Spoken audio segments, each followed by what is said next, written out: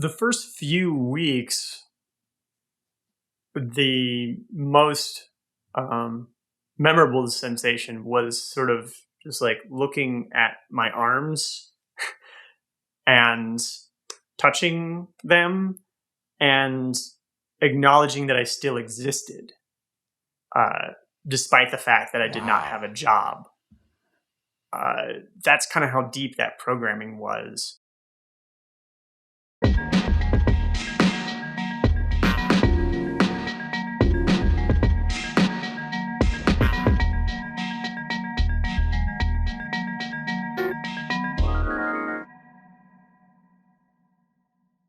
Today, I am talking with David Cadavy.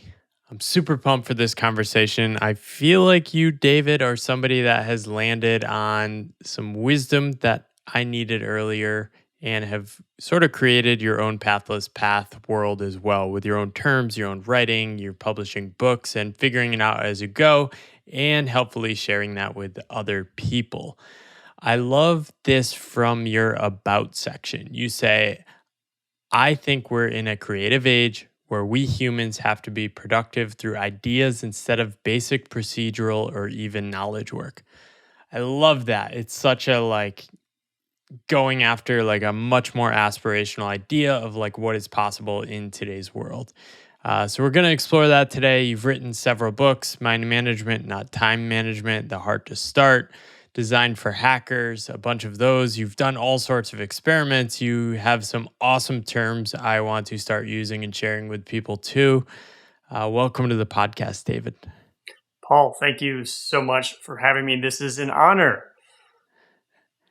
I am pumped to be the first person getting to experience your incredible new video setup.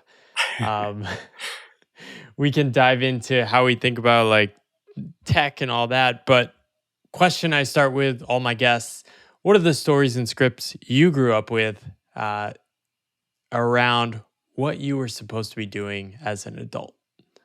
Oh, lots of them. I think I'm still discovering some of them because they're visible, right? You don't notice them. I think definitely it was to do well in school, to get a job, to be financially secure. I think that was probably a good one. Um, but uh, a lot of those were stifling and uh, sort of went against what felt natural to me, I guess. I wanted to express myself creatively, and that was supported, but there wasn't really good examples around me of role models, people to follow to to do that. I wasn't surrounded by people who were entrepreneurs or who had their own businesses, really, or who did anything uh, original or interesting. They just were sort of middle class people with secure jobs in middle America. And those were the scripts that I was surrounded by. And those were the ones that I had to uh, notice and then deprogram myself of to go down the path of a creative career. That was one of the big challenges for me. I grew up mostly around full time workers, and there was this sort of Mm-hmm. like collective wisdom of like, well, what else would you possibly do? Part of my challenge of leaving to do my own path is I just didn't have any stories of people that were taking different paths. Did you grow up with anyone that stood out who you were curious about or you looked at? No, not really. I mean, there's a story I tell at the beginning of The Heart to Start of one person who did something kind of unique. He was a kid who lived in my neighborhood who was several years older than me. And he had maybe started a number of different businesses, but one of them was like snow removal. So he had this truck and he had this snowplow. And I remember asking him about that business and how like, oh, you go and clear the snow from this parking lot at this grocery store. Like, how did you get them as a customer? How did you know how to repair this old truck that you bought? And how did you know how to attach a snowplow to it and stuff? And it was actually kind of a frustrating conversation because he's just sort of shrugged and like, "Yeah, I just did it. I just figured it out." And that to me was just unreal that you would try to do something and that nobody has shown you how to do it.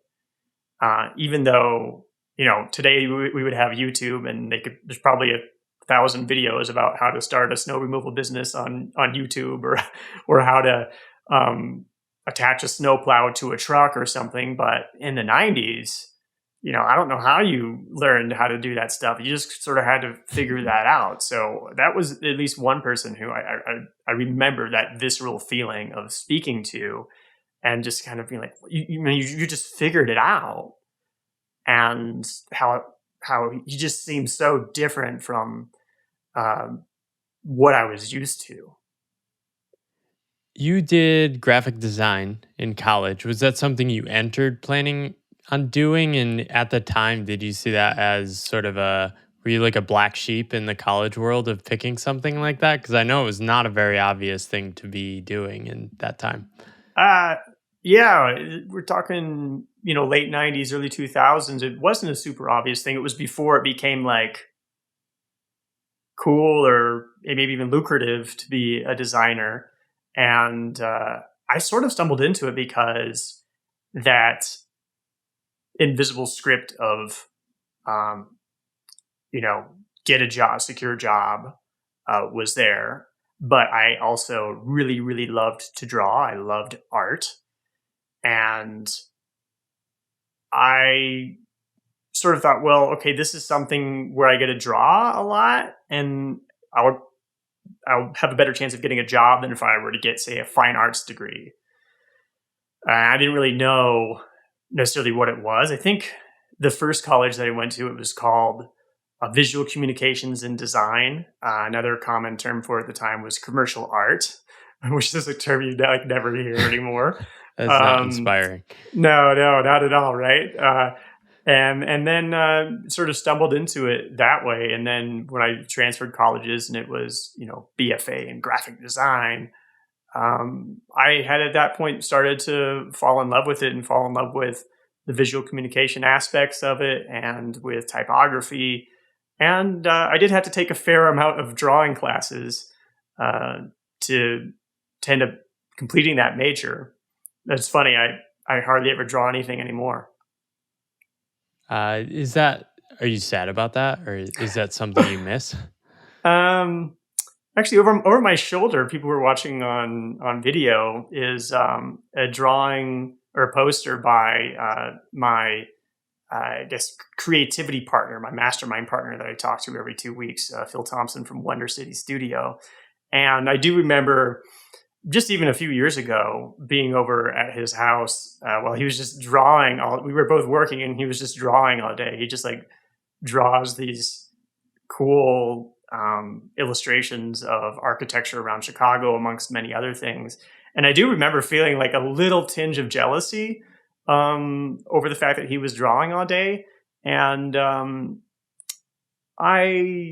when I feel something like that, I certainly ask myself, okay, well, is there something that I need to incorporate into the work that I do that can help me satisfy whatever sort of feeling of envy or of FOMO that I have in watching that? And I think I went and got a few drawing supplies and did a little bit of drawing and did a little bit of watercolor and stuff. And I don't currently feel a need to be drawing a lot. I certainly get to design my book covers and design my book interiors, and I draw little stick figures sometimes for my blog posts and stuff. But I don't feel really compelled to do any really detailed illustration like I used to, fortunately, because if I did, then I would probably be unhappy. Yeah, I love that. What was the impact of studying abroad in college? Oh, that was massive. I got the opportunity to take a semester abroad in Rome, and I actually didn't want to go. I was somebody who I remember in high school telling a friend one time, I have no desire to ever go to Europe. I don't ever want to go.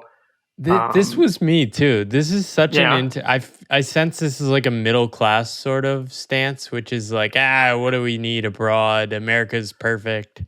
Well, I think honestly for me, I think I would just didn't want to be on a plane that long. Ah, I yeah. just hated the idea of being on a plane for like 8 hours. I was mildly afraid of flying, like more afraid of air sickness probably than I was of flying. I just like after watching too many movies, I just thought like if you went on a plane, you automatically like had to barf into a barf bag or something. Um, and I just didn't want that to ever happen. I think that was deep down what it was about, which is probably kind of strange. Um, but I just had enough people, I think, say like, "Oh my gosh, like you've got to go." Uh, that I went ahead and did go, and it just busted Pandora's box wide open because as soon as I saw how different the life was there, it wasn't just the realization of what the life was like, say in Rome, Italy. It was just the realization that, well, if life is this different here, that means life is probably different yet again in every other place. And here I am, 21 years old or so, and thinking, oh my gosh, like every my entire mental model of the world, those were the words that I used, my entire mental model of the world needs to be completely redesigned, but I can't do that without lots of information. And so I'm going to have to find that information through exploring. And so then that um, has been the last 20 years or so. And, I recently bought a house for the first time. So I feel like I've started to get a pretty confident idea of what I think the world is and what I want out of it. And I think a lot of that started with a study abroad. And it sort of reminds me of a letter that I read from Thomas Jefferson to his uncle, or sorry, to his nephew. And there's a whole collection of letters that he wrote to his nephew. And I think one of them said something like, if you're going to travel, you have to do it early in life because it's extremely disorienting to do it later in life because of how it's going to be so mind expanding. And 21 or so is certainly not late in life, but wish I might have tried something earlier, sooner. Been an exchange student in high school or something like that. But that was the furthest thing from my mind when I was that age. See, I'm thinking that with you. I didn't really. So I was listening to your podcast. You had this podcast about mini lives, which we'll dive Yeah. into, and I love it. You started off, I hate vacations, right? And I was like, oh wow, I totally like me too, right? I don't like the rush nature of it. I never feel like I get to settle into like a certain mode. I never feel like I'm actually living in a different place. And when I was 32, I had done a couple test trips the year before, but when I was 32, it was the first time I moved abroad. And I experienced a lot of what you talked about in that Mm. idea, which is that we're so dumb. We think we know who we are, and then we go live in another place, and all our habits and behaviors change. And it's like this portal of like it's a humbling device, but it's also a magical portal to like, oh my gosh, you can live in so many different ways. And I had the same reaction. It was like, what was I doing? I should have done this earlier. And it was very disorienting. And the past like 5+ years have really been me trying to like figure all this stuff out. And now try to figure out life. Yeah. And I have gotten to live in a lot of different places and spend a month or longer in a number of different places. And you're absolutely right. You think that you know yourself, and then you end up in this other place, and all of a sudden, it depends who you are. Some of us are more malleable than others, but certainly myself, if I go to a different culture, or at least when I was younger, if I went to a different culture, I would behave differently. Like and what? you start to,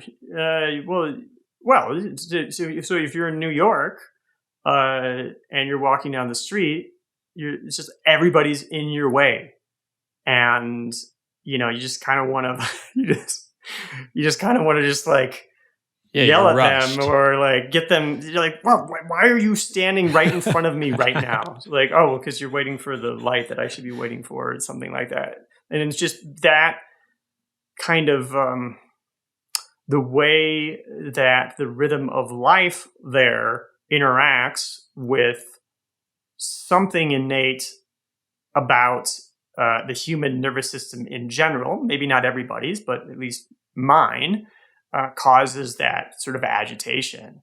Whereas if you're in Medellin, which I live outside of now, and you spend some time there, after a while you kind of fall into this very relaxed rhythm where you're going to just sort of take things as they come, in part because if you do try to control things and have things happen quickly and according to some type of schedule like we're used to in the United States, you're just going to go completely insane, because it's not going to happen. And it turns out to be really wonderful. There's a really wonderful rhythm of life. And so what I found through my travels over the years, not just travels, because like travels is like you could go spend a day somewhere and that's considered travel. But I mean, Yeah, tell really us about the spending mini time, life.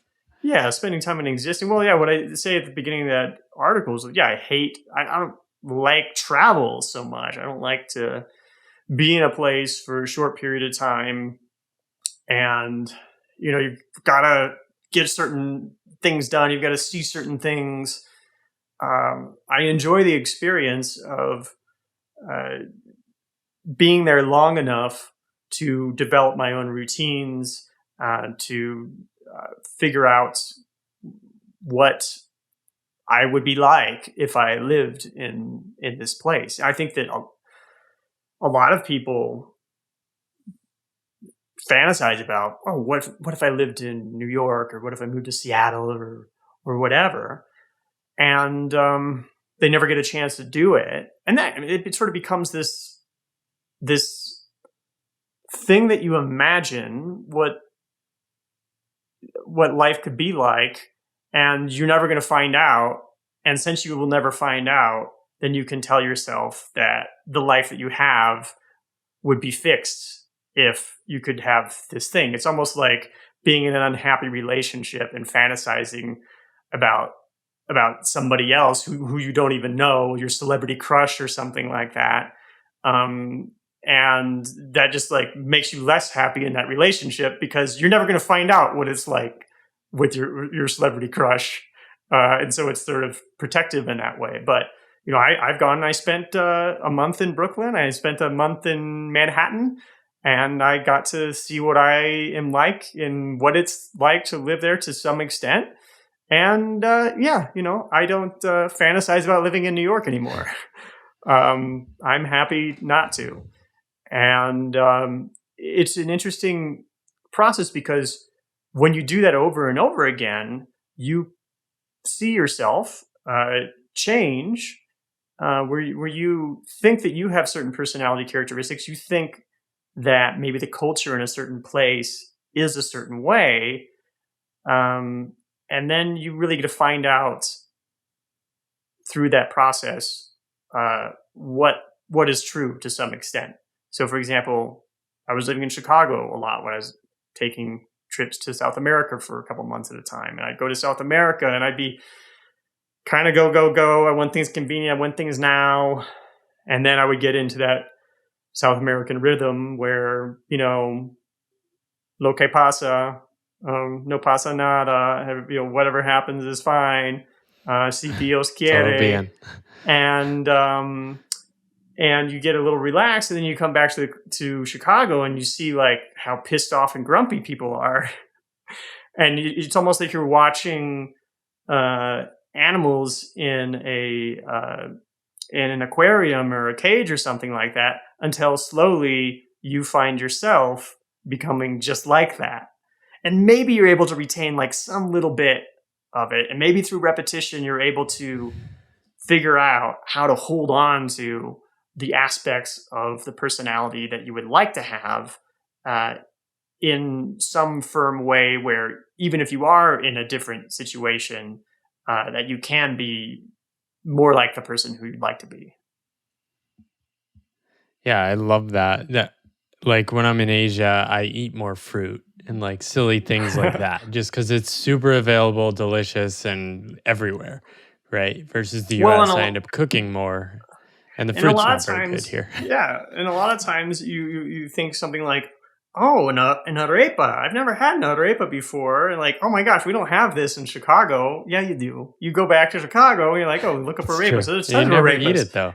You just and now you know where to get them, and then now you have this new thing that's a part of your life in the place where you that you call home, or that is your home base, and it's sort of a forcing function that opens up your eyes to things that were right under your nose.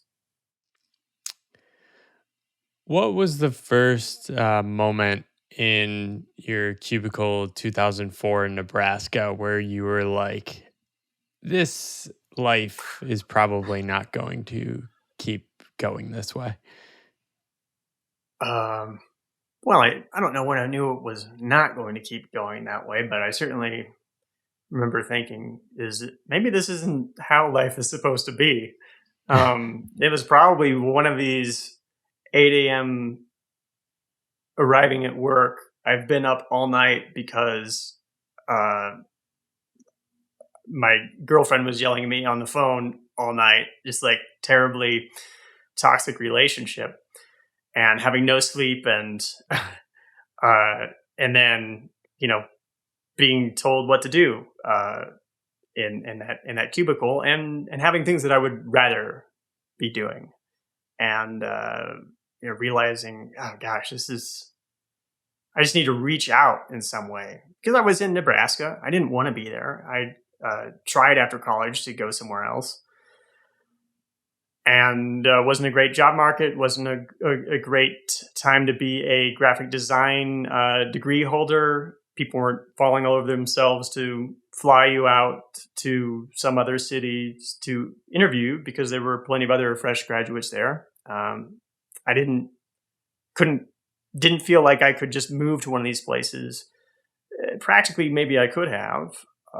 Maybe I could have figured it out. It's hard to get an apartment if you don't have a job, but it's hard to get a job if you don't live in a place. Yeah, And so, especially then. yeah, and I do remember. But I certainly didn't want to be back in Omaha, but I do remember sort of exploring what was there, and I did find there was a creative scene there. There was a nice graphic design AIGA chapter there that I spent a lot of time with, and it was actually turned out to be a great experience. I worked with the American Institute of Architects on a number of things, the local chapter there, and it was actually turned out to be a pretty good few years creatively, in that I could really dabble in a lot of different things. And then there was this amazing music scene there that was kind of maybe the golden age of indie music, and bands like Bright Eyes are from Omaha, and then there was a whole other scene with the label Saddle Creek that Bright Eyes was in, and there were these great shows and stuff, and so there was a creative community there, and I started to see some of that. And I do remember the one of the guys who I guess worked at Saddle Creek, which I didn't even understand how a record company would actually be a business. I think it would just be like, oh, some folks who get together and play music, and then I don't know where do these CDs come from. How is that like? Do they just like, how do they record that? I don't know. Was that actually a business? Do they make money doing that? Don't they have to work at insurance companies or something? Remember seeing that, and seeing the website, actually the personal website of one of the designers at Saddle Creek, and he would do all these weird experiments on there and stuff. And then I also was reading blogs from people in San Francisco, web developers, and Douglas Bowman from who ended up designing at Google and Twitter. reading these blogs, and Merlin Mann, 43 folders, writing about getting things done. And I thought, well, gosh, these people have these websites. I guess I could just, I have a website, anybody in the world could view whatever it was that I had to create. So first I created on Cademy.net this little Flash toolbox. Flash, I don't know if anybody remembers that, sort of dating myself. Oh, yeah. But I remember it was this. an animation thing, writing action script and making these little toys and putting it up on my website. And then eventually I said, well, I want to be able to write something on here. I want one of these blogs.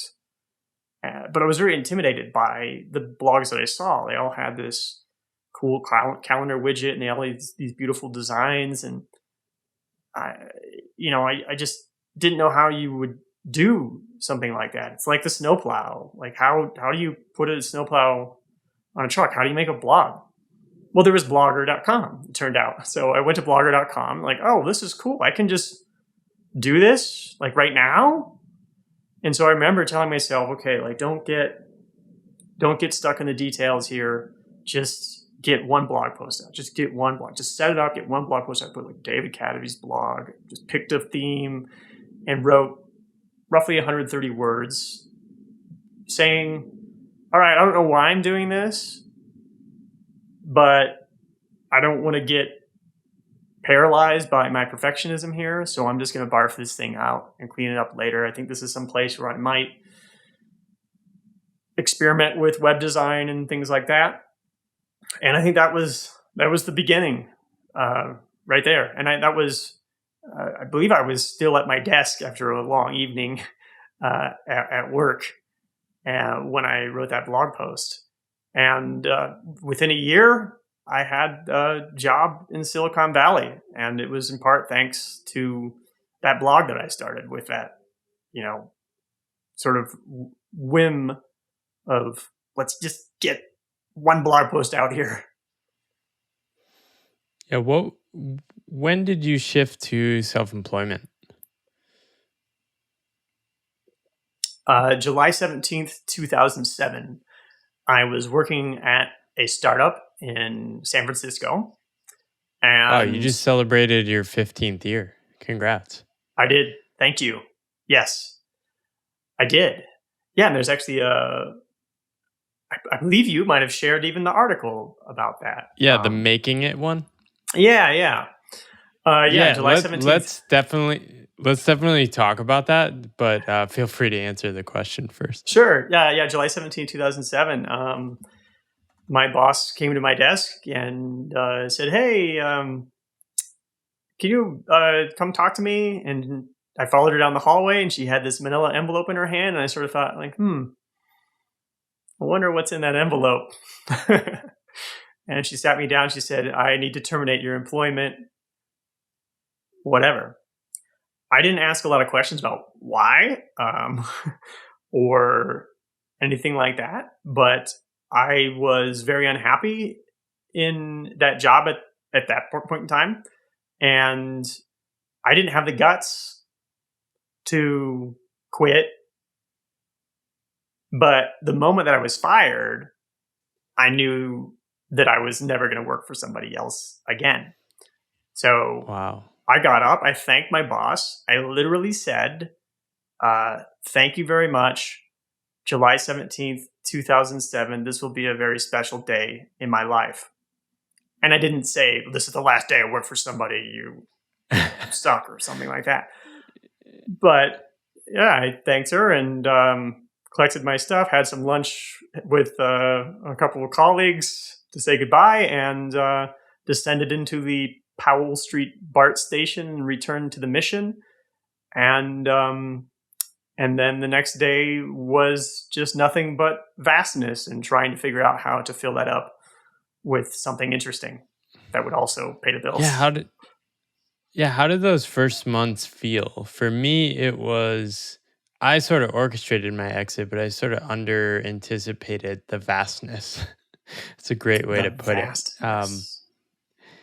I had the intense feeling that I needed to make money immediately. I also had the overwhelming feeling that I need to figure out my entire life. And I also had immense excitement. How are you feeling at the time? The first few weeks, the most um, memorable sensation was sort of just like looking at my arms and touching them and acknowledging that I still existed, despite the fact that I did not have Wow. a job. That's kind of how deep that programming was. That you have to have a job. My dad had the same job for 37 years, so Same here. very 41. steady. Okay, yeah, very steady. There, people don't change jobs. People definitely do not get fired. And people, if they get fired, they certainly go and look for another job. And so I had no plans to look for another job. And so and part of the reason maybe I think that I was unhappy at the job was that I had a decent retirement savings. I was 28 years old. I had bought Google and Apple stock. Here's where some of the luck works into the equation. I had like $130,000. This is That's awesome 2007. for 28.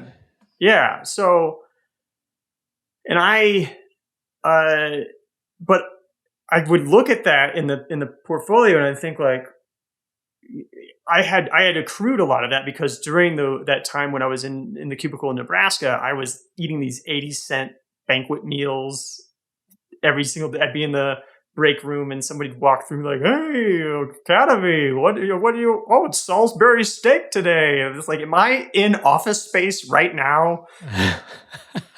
I want to shoot myself. So I had some similar experiences. Yeah, and I was just piling it all into as much as I could into my retirement, because that was also a part of the programming was you invest. And I think that was good. I just think that I had different ideas of what I wanted to do with that investment. Because I was thinking, oh yeah, I'm investing for retirement, but I was also thinking like, oh, I'm investing for freedom someday. And so I had that $130,000. I'm like, what is this for? Like, obviously you want to have millions or something when you retire and you're going to get old and all that stuff. It's very hard to imagine when you're 28, but also it's like, well, what am I just going to be miserable for the next a few decades and then enjoy it? And like, what's the point? And I think that knowing that money was there and knowing that I didn't need to have the paycheck, great problem to have. I think that sort of helped manifest some of my misery, perhaps. And so, as soon as I was on my own, I cashed out $40,000. I thought about it a little bit. Like, I saw my roommate was filling out applications to go to business school, and I thought, do I want to go to business school? And like, what kind of path is that? Okay, you go. Maybe you learn some things, but you're going for the connections, so you can go like get a high paying job at some Fortune 500 company or something. But like, I don't want that. So if he's going to go spend, six figures for this degree, like, why can't I spend $40,000 for a year and call it my tuition? A year of freedom. I love that. A year of, okay, you don't have to try to make a cent. Just try to make it worth getting out of bed. Try to reconnect with that feeling that I had when I was alone in my room by myself drawing and the hours were melting by. Not that didn't mean I need to be drawing. It just meant that I needed to feel that way. And so that became my first metric, was curiosity. Because that first morning you wake up, you could do anything. It's vastness. And it's intimidating in a way because it's a little bit like if you were, maybe you had a few too many drinks and you're in a bar parking lot and there's this big giant who you've decided to pick a fight with and your buddies are holding you back. And you're sure, oh, if they would let me go, I would show this guy what I got. I think a lot of us think, oh, if I had the freedom to spend 6 months in a cabin, or have the time to do the things I want to, well, heck, I would do it. And once you have that opportunity in front of you, I mean, it's very intimidating, because now you're going to get your face bashed in. Or yeah, right. You better prove it, or you're going to get your face bashed in. So those were the main sensations in the beginning.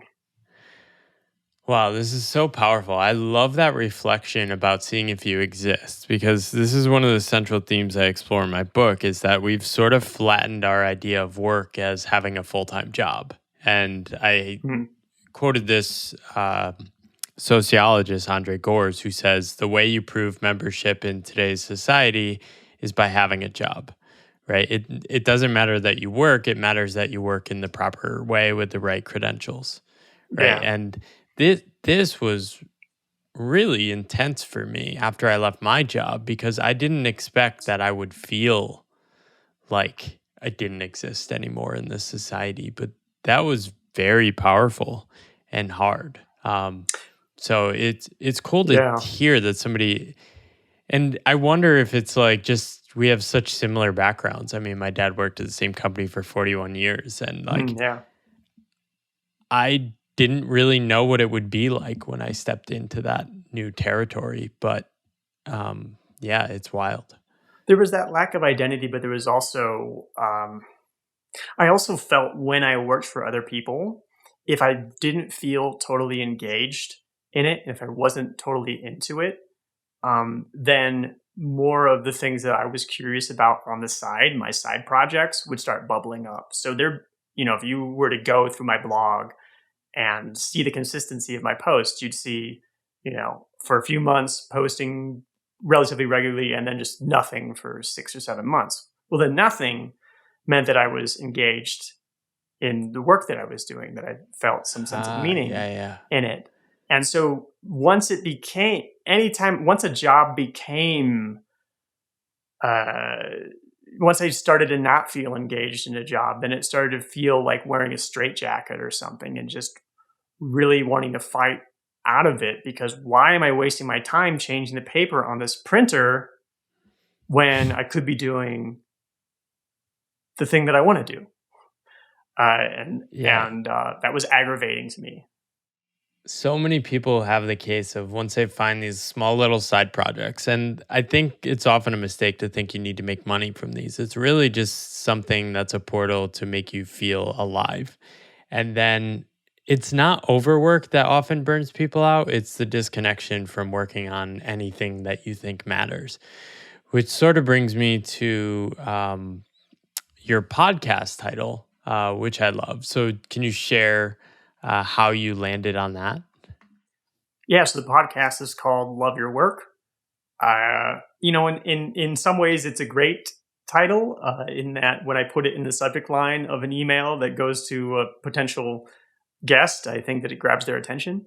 But I think it's also very much not what people expect when they think that they're going to listen to a podcast about Love Your Work. I think they're thinking more about employee engagement at human resources and Fortune 500 company or something. Well, in the last 10 years, a lot of these terms have sort of been co-opted by like what I call culture PR, right? And they're trying to sell people this idea of loving your work. But like often when I meet people like you, I know you're talking about something deeper. Like, and if you spend more than 30 seconds reading any of your stuff or listening to your podcasts, you think, oh, he's talking about this deeper sort of like connected state. And one thing I've been writing about is like this state exists. Knowing that this state exists, like we should want to seek it out, right? Mm-hmm. When was the first time you sort of stumbled upon that state in your own work? I think it was during that period after that, when I gave myself that year to explore whatever I wanted. And I ended up just going to a different cafe in San Francisco. I met this developer on Craigslist. We each tried to get each other to be co-founders in one another's companies, but what we ended up doing was just going to a different cafe every day. And we work on all these different projects that we had in mind, and like working on like a dozen of them at a time. And we'd spend like all day in cafes, like from the morning until like the last cafe closes, then like walking home at night, feeling like, wow, I didn't make any money at all, but I feel great. But I do hope that I make some money at some point.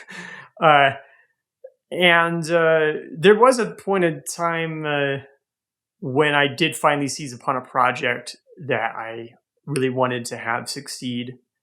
It was when there was a gold rush for Facebook apps. Facebook was apparently going to open up their API and let developers develop on it, and that didn't really work out. But I had this idea for this Facebook app, and I decided to shift my schedule so that I would work from 8 p.m. to 4 a.m., and then I would sleep from 4 a.m. to noon, and then I'd have, my 8 hours or so in the afternoon and the evening, and then I would be working, and then I could then focus and concentrate. And I worked on the specs for this app because it wasn't a developer, so that I could hire a developer. And I just tried to make like the most detailed, gorgeous, well thought out spec document that I possibly could, because one of the things that I had felt working for other people was this sense of rush, this sense of like, let's get this done. We don't have the budget to spend time on this and to do this right and to think this through, or, kind of backhanded compliments like, oh, you're very methodical. I just wanted to do it my way and do a thing that I thought was good and that I felt proud of, whether it worked or not. I certainly thought it was going to work, but I certainly got the value out of just that satisfaction of doing a good job. Because in a way it felt like nobody gave me a chance to do a good job, and I gave myself that chance. And then lo and behold, I went and showed the spec document to developers, and I just remember showing to some friends, and they were just gushing about it. They're like, "This is the best spec document I've ever seen," which is like, sounds very nerdy, but it felt very good to feel like I had done a good job with that. I wanted to read something you wrote about this past summer. You just mentioned it before about making it. 15 years as a creator, I'll never make it, in parentheses. And you quoted yourself from 5 years prior in your 10-year reflection, which was, take it from me, a 10-year veteran, self-employed creator. If you are looking for security or reassurance, I do not recommend this line of work. Second on that one. However, if you are burning with curiosity, if your heart and intuition lead you to do things that don't make sense, well, then you don't really have a choice in the matter, do you? And I sort of sense this too, that like I don't really have a choice, and this is hard to articulate. What do you mean by that? And what does it feel like to be burning with curiosity?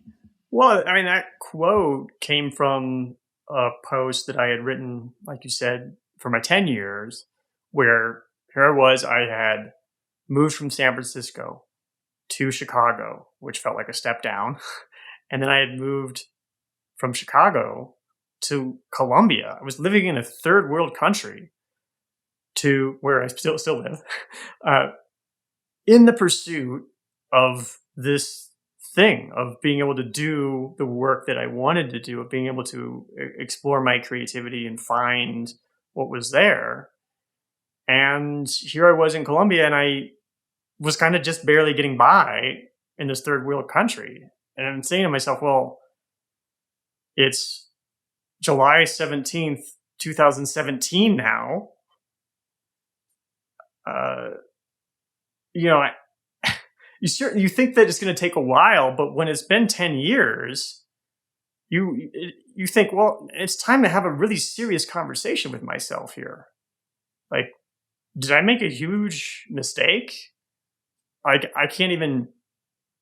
And I think part of the reason why I even asked myself that question, because obviously practically I could just go get a job or something like that, but that seemed like not an option. And also, I had you know to go back to working as, say, like a web designer or something. I mean, it would take a little bit of training to get back to being able to do that job after years and years of creating and being a writer instead.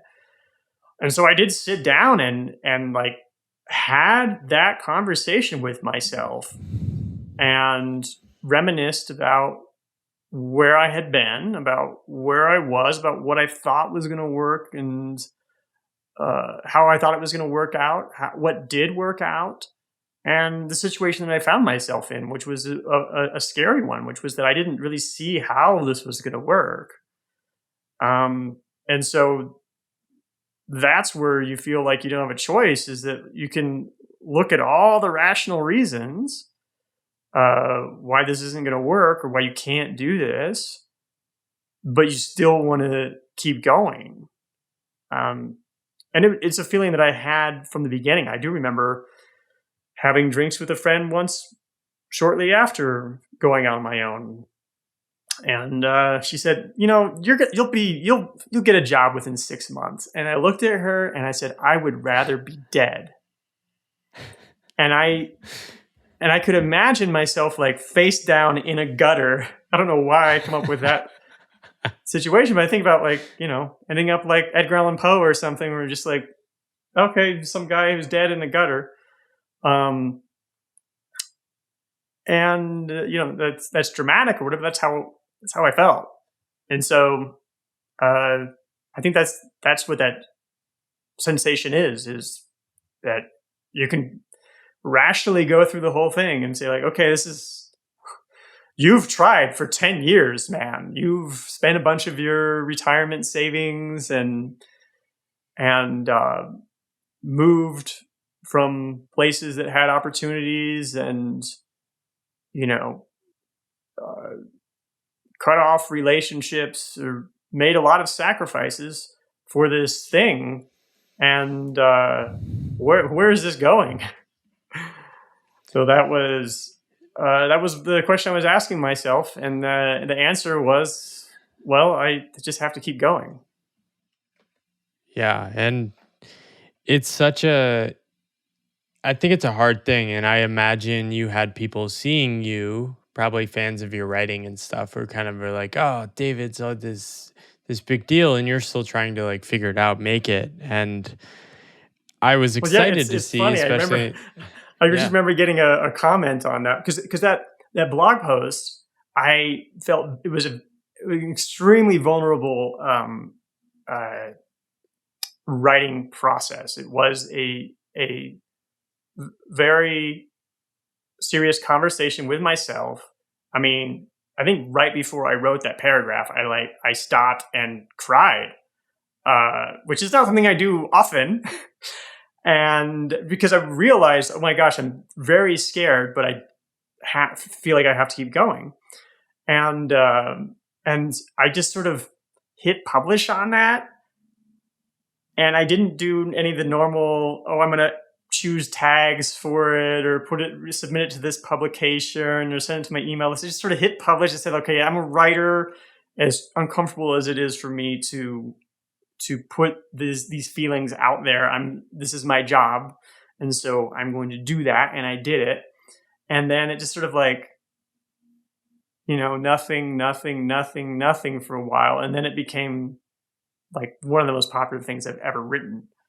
And I remember getting one of the comments on there. It was just from some,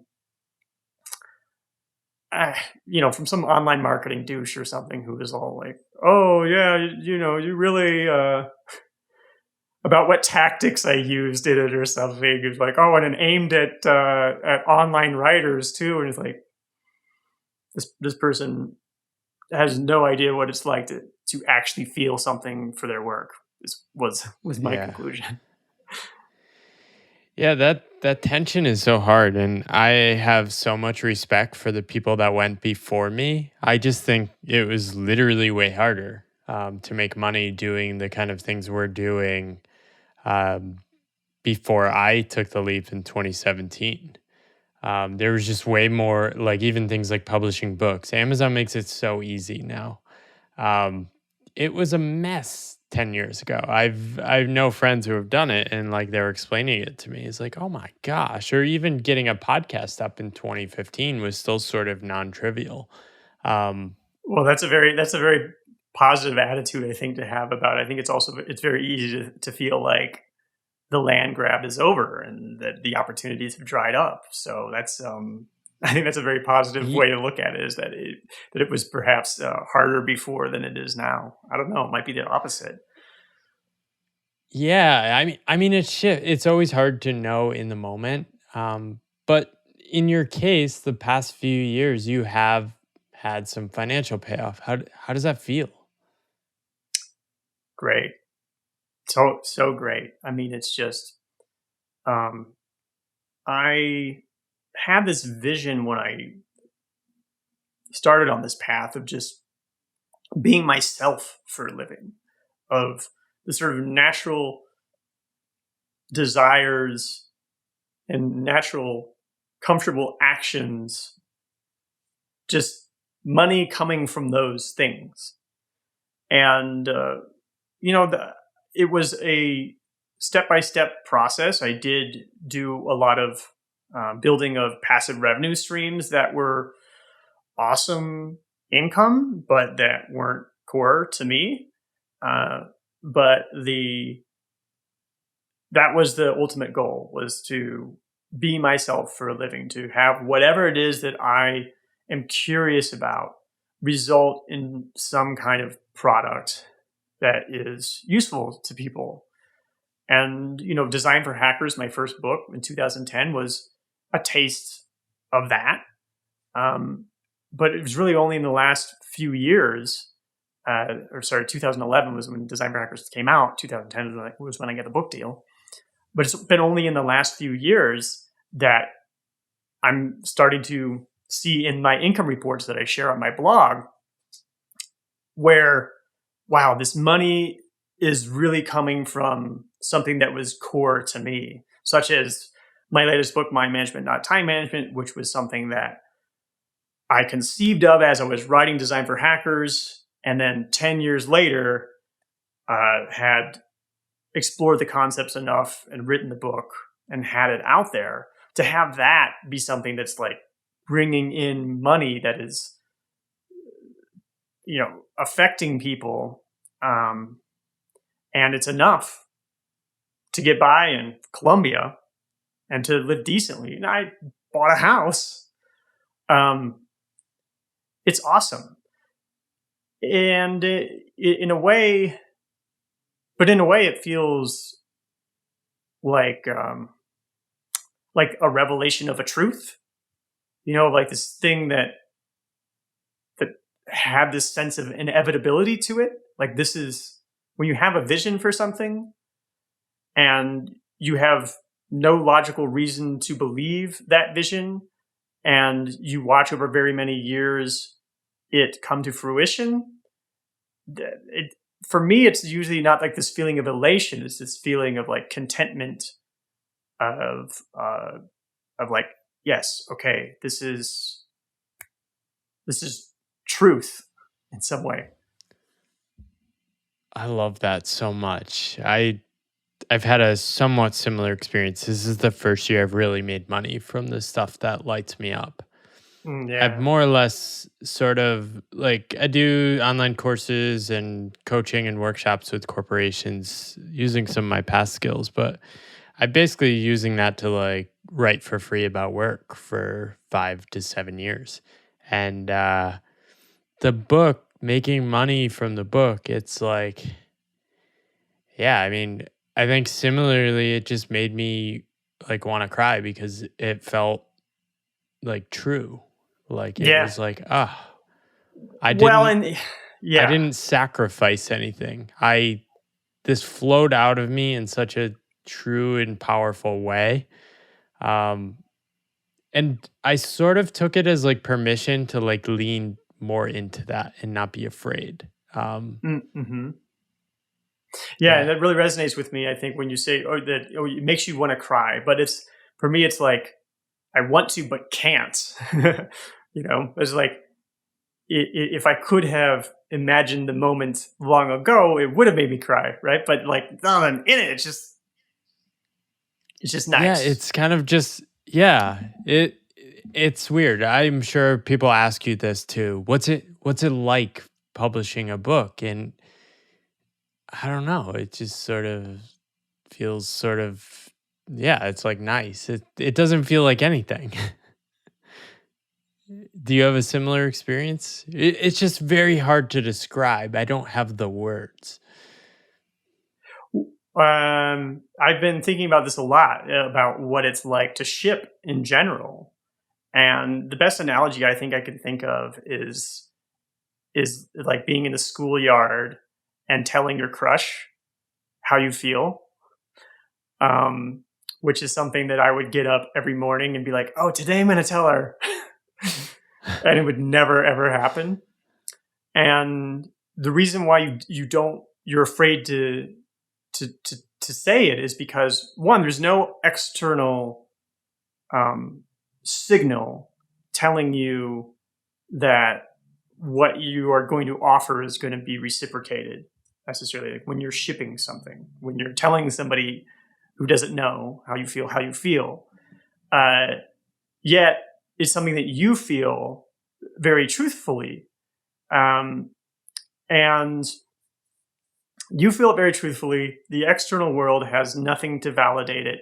And when it comes to creative work, whatever it is that you have to offer is nothing like anything anybody's ever seen. I love this story about Jackson Pollock, where I guess he was out in his studio and he called his partner or wife in and said, "Is this a painting? Like, not is it a good painting? Like, is this a painting?" You can imagine him feeling that way because the work that Jackson Pollock did was so unlike anything anybody had ever seen or done, and that's what it feels like to put something into the world that is very personal and is very um, that comes from the heart because uh, it comes from your unique experiences. Nobody is like you. And so this thing that you've created is unlike anything that you've seen out in the world. Like maybe you have some vague examples, but there's only one thing like it, and there's no external validation going on there. So you're really making this leap of faith of putting it out there and saying like, okay, look, I know I'm flawed. I know this could be better, but here's how I feel, and you might laugh in my face, and I'm afraid that you will, but I can't hold this in any longer. So I think that that's what it feels like. I think the origin of the question too, I think assumes this sort of way the world works as you do things for other things, right? You do things for the payoff, you do it for retirement, you do it for the promotion, right? And it becomes very hard unless you've experienced this state of like aliveness and connectedness in your work that you do just things for the sake of itself, right? And this sort of ties back to what you were saying about making it. And what I thought was so powerful is that on this path, like there is no arrival. There's only like getting the right to continue to play. And your environment's always changing, the incentives are always changing, the things you can do are always changing. But really, you're just trying to orient around things you can continue to do.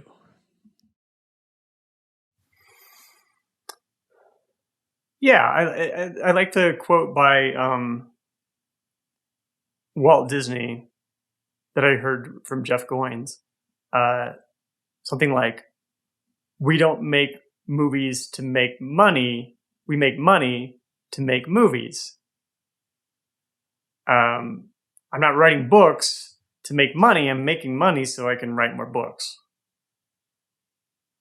So I've always, I think that certainly there's the situation of being in poverty or starving or something where you just need money and who cares.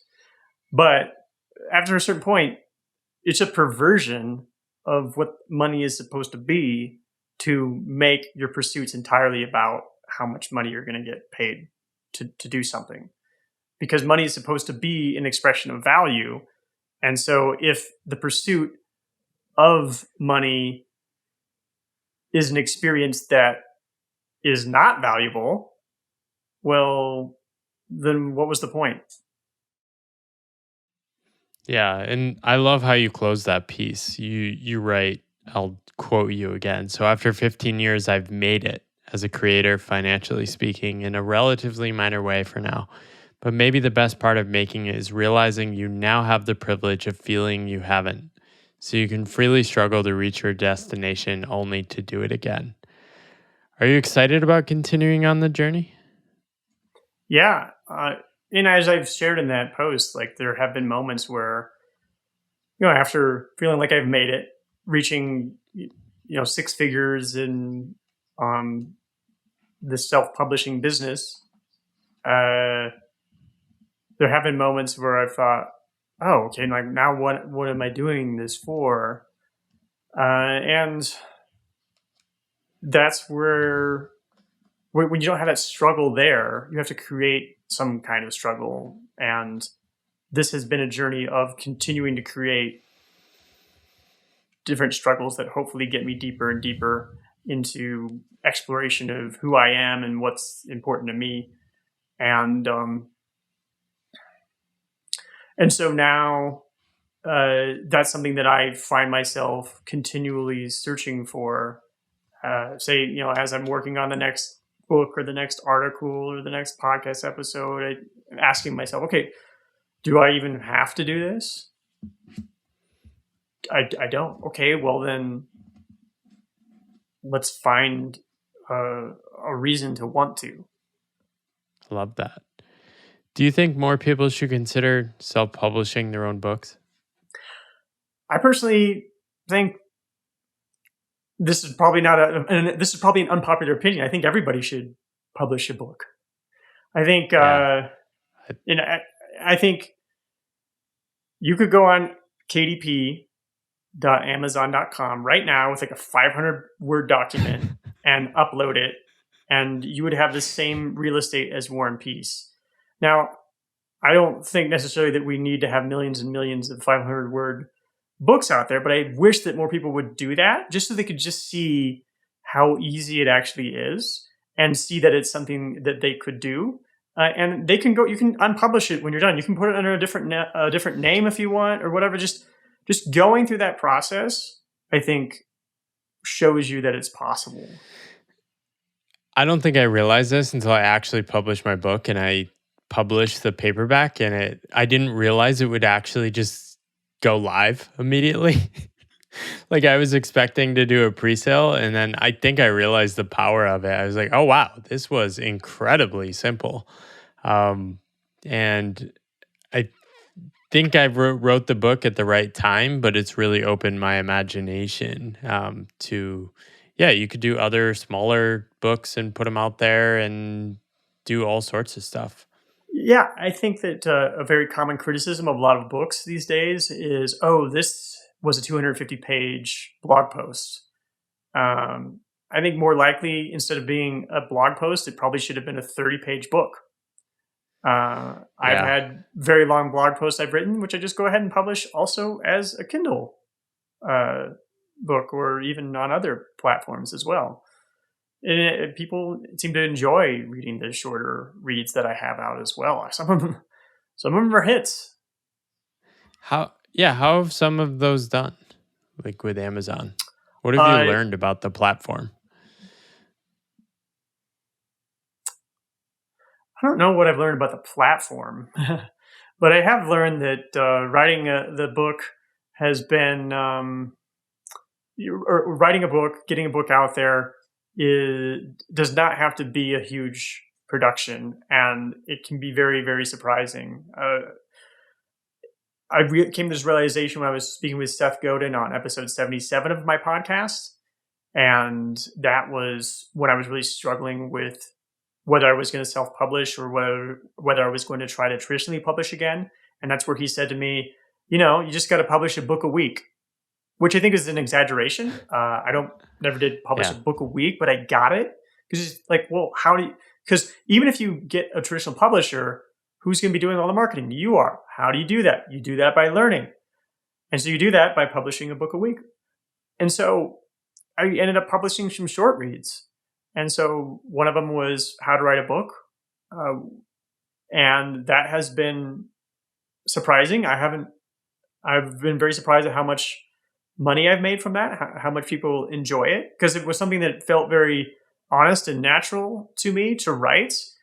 And in a way, it felt like, well, if something is this easy, then it can't do that well. Like you feel like if it's easy, then maybe that must mean it's sloppy or something. But that hasn't been the case. I think there's just an honesty to that. And then also another big hit has been digital Zettelkasten, which I haven't been doing Zettelkasten for a super long time. But when I first discovered it, I realized, oh my gosh, this is what I've been looking for years.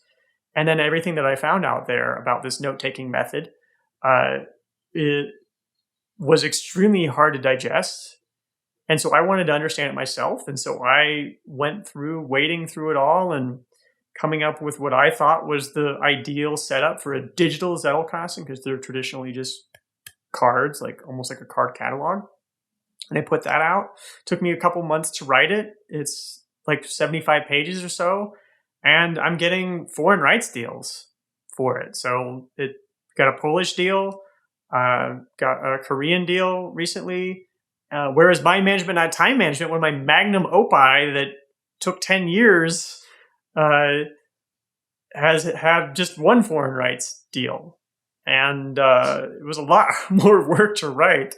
It was a lot harder. So it's been just surprising. It's been interesting to watch the difference between maybe writing something that is specific and meant to solve a particular problem versus something where you are trying to offer some kind of new mental model or abstract concept to the world. I think the former is easier to get some sort of mediocre success with. I think the latter is much harder to get a mediocre success with, but I think the potential is greater. And I think the world needs more of this, coming up with your grand way of seeing things and offering it to people. Those are the types of books that I enjoy reading myself. Yeah, these are probably like a couple selfish questions for me as a self-published author. They should all be selfish questions. Well, and hopefully this can help other people too, but I published my book this year. I've had like minor success. And I was excited stumbling upon your book because I think you were at a similar point. Like I've sold about, on all platforms, like 6,000 books probably in 10 months, which is pretty mind-blowing. And that's a home run. I'm sort of, and it sort of surprised me. I had really no expectations, but I'm sort of thinking about like, okay, what do I do next? Like, what does year 2 of a self-published book look like? For Mind Management, Not Time Management, it's just been continuing to grow. That's one of those conceptual books. It's an offering of a new way of seeing things, and I love to see it snowball in that way. Where when you get signals like that, where it's clear that every dollar that you're spending on, say, advertising, or every book that you're getting in the hand of somebody else is resulting in more dollars, it is resulting in more sales to others, then you just have to find as many ways as you can to push it out there. I recently bought like even a Kirkus review, which is this thing that is $375 or so, and the popular opinion is, well, self-published authors, you shouldn't waste your money on that. And there's certainly a lot better ways to spend $375 on a book early in its life. But once it's been proven that Oh wow. there's Nick something Gray was here, telling push me it. about this. Oh yeah, Nick Gray got a starred review for his 2-hour Yeah. cocktail party. Well-deserved starred review for it, by the way, and also was featured in Kirkus's magazine. Mine was featured in Kirkus's magazine. Don't have a starred review, but I have a positive one at least. Oh And wow. yeah, Nick's is, at least it's early in his in the book's Yeah. life, but I mean his book's going to be a huge hit, so it already Yeah. is. Agreed. Shout out to Nick if you listen to this. Yeah.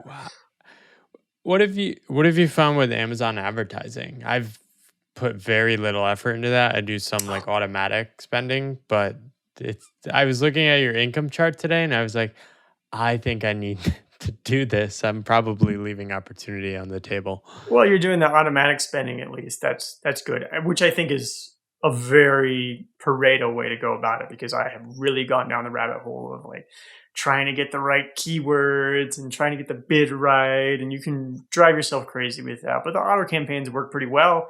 The biggest mistake I think you can make is just to not spend any money on ads, especially if your book is sitting there with 0 reviews or something, which is certainly not for you. Um, and I think that it's another one of these things that where the money psychology around it is odd, because people will go spend $100,000 on an education, but then they put a book up on Amazon and then they try an Amazon ad and they spend $5 and haven't made a sale and they freak out. Like, well, you're learning this thing, so view it as tuition. Like, go ahead and lose $100, lose $500 if you can, lose $1,000 if you can. I go into some of these promotions, like BookBub, for example. I recently did one where I said, okay, my goal is to lose $2,000. And that's a great way to learn what works and what doesn't. I mean, it's not just like willy-nilly and just throwing money at things. Just have some kind Yeah. of hypothesis and put some money towards it. Man, and I've had enough success that for me to lose $2,000 isn't going to break the bank. It's part of the, and ultimately I'm not losing $2,000. I'm making money.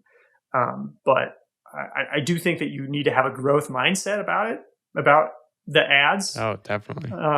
Being willing to purposefully try to lose some money in the pursuit of at least getting some impressions, getting some reviews, finding out if it passes the smell test of the audience, and seeing what sort of signals you get.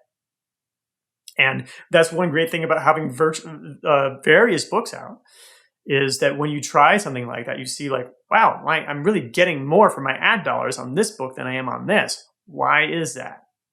And that's how you learn. I love that. Yeah, it also gets to this point. I mean, there's sort of infinite opportunities the more bets you put out there. How have you managed just trying to figure out what to focus on? And given you have a little more financial wiggle room now, like what do these next bets or opportunities or work experiments look like for you?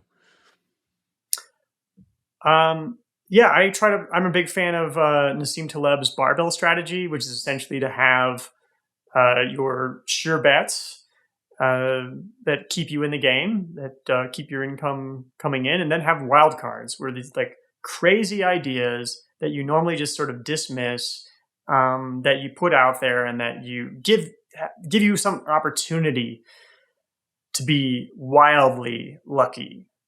And I think that something like Digital Zettelkasten was kind of that. It was it was more of a gray swan than a black swan, in that I knew that Yeah. it was a good SEO play, but it was also sort of like, this is crazy. How come nobody's done this? I'll try it. And it's something that I try to cultivate, because I come from that sort of risk averse background. It's sort of programmed into my organism in some Yeah. way, and so that's one thing that one way to practice that is like by doing really long meditation sessions. So I've done 60 hours in 60 days based on Naval Ravikant's recommendation of no effort meditation.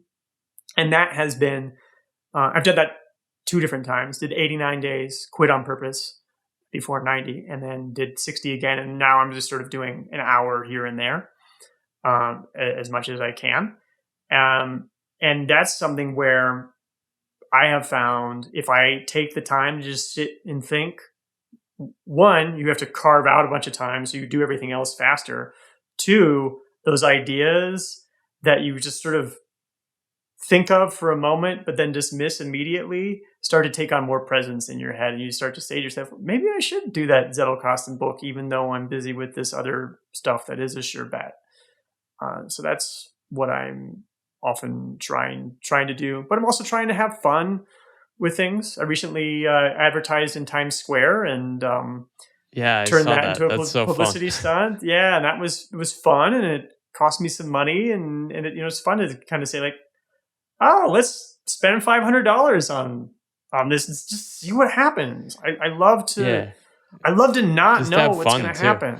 Yeah. Yeah, I sense that's part of the joy of the path for people like us is like not fully knowing. And this is something people who are on traditional paths often have a hard time understanding is like, I like not knowing what I'm going to be working on next year. That is a feature, not a bug. But yeah, I love how you're embracing your path. Like, I want to dive into more of your stuff. I feel like I still have some more ideas to remix and pick from you. But yeah, I appreciate everything you've been doing and keep sharing your work, keep going. And I'm rooting for you. Where else do you want to point people? Oh, thank you so much for having me, by the way. And your podcast is great. I love the work that you're doing. It really makes sense that you've sold 6,000 books in 10 months, because I can tell that the work that you're doing is really genuine. Where you can find me, my podcast, Love Your Work. My books are on Amazon and many, many other places, pretty much everywhere. And then I'm very active on Twitter at Kadavy. That's Kadav as in Victor Y. And I have a newsletter, Love Mondays. That's at kdv.co. And if you sign up for that, you'll get my 14 tools for creative productivity. Awesome. It was a pleasure speaking with you today and excited to share this conversation. It's been an honor. Thank you so much, Paul. Hey there. Thanks for watching that episode of the Pathless Path podcast in video form on YouTube. If you want to see more episodes, you can find links to further episodes up here, or you can subscribe over here. Thank you for your support, and I wish you luck on your own pathless path.